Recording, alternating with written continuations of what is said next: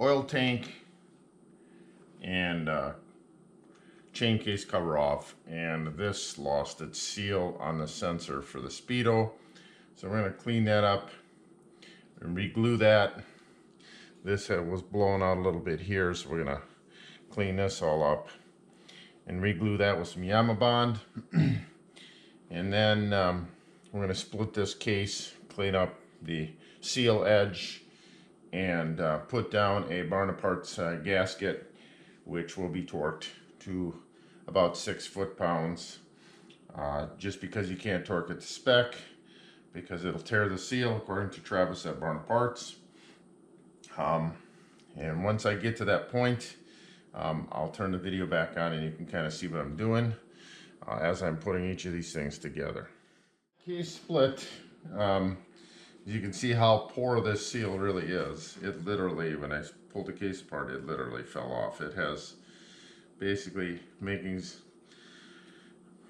minimal contact. So this thing's been leaking for a while. You can see it's just falling right off. Yeah, that's the whole seal right there. So what we'll do is we'll clean up the surface all the way around, clean out some residue. We'll put the new seal on. We might have to notch it around. I'll kind of show you what that looks like once I get it to that point.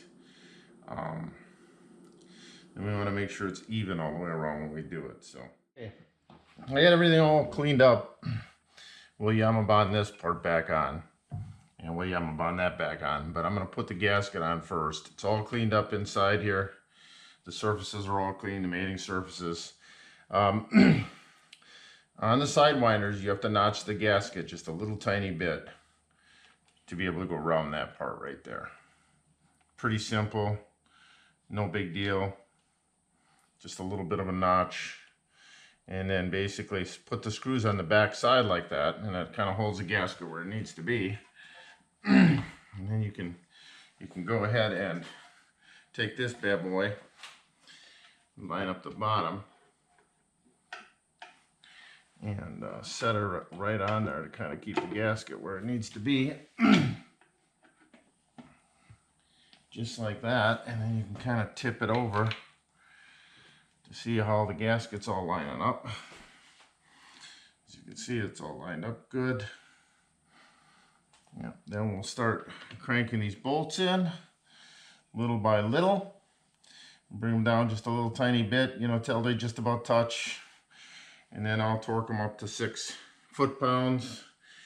And that's about all you need to do on the gasket part of it. Oh, I also wanted to point out what I use is Scotch-Brite. Clean up the surfaces. I use a brake contact cleaner to make sure there's no residue on the mating surfaces. And before that's my final. And then I use a parts cleaner, you know, spray to clean all the oil and residue out. One thing I forgot to mention, and I'm going to show you guys, is I put blue Loctite on these. That's what Travis recommends due to the fact that it's not torqued to spec because of the rubber gasket. So I wanted to point that out one more thing, and I'll get back to that in a little bit. So you got the blue Loctite, put it on the threads, and you are good to go. Process should have been done prior, and I did do it. Just forgot to mention the steps, so I was going to show you guys. And there you go. Here's the completed project. Not really a completed project. We have a lot to go on this machine, but this is all Yama bonded back in. The new gasket is on, and the top part's all been Yama bonded. Now you just got to let that stuff set up, and I can go back on.